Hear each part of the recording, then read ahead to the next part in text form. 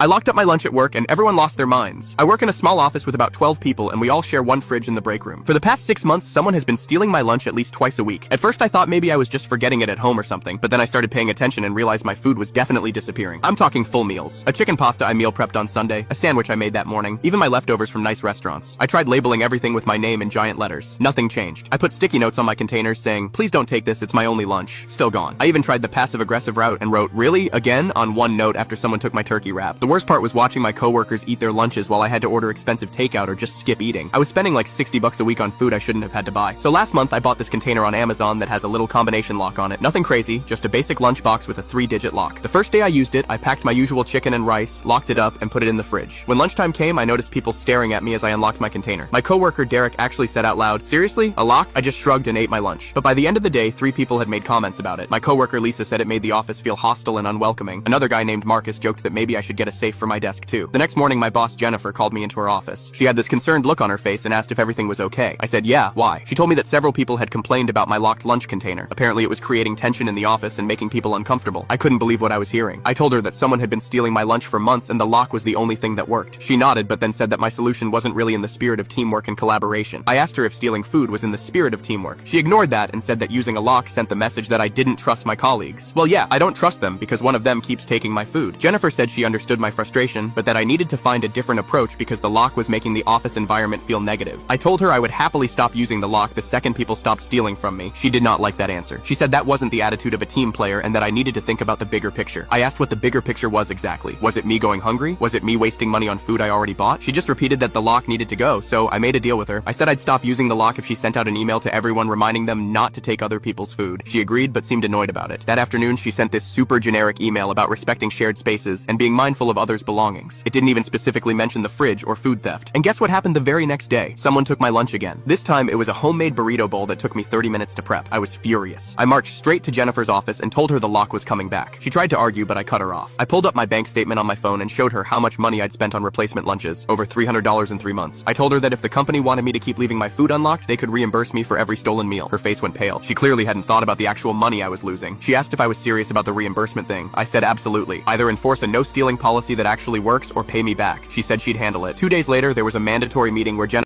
Click the link in my profile to watch the exciting follow-up.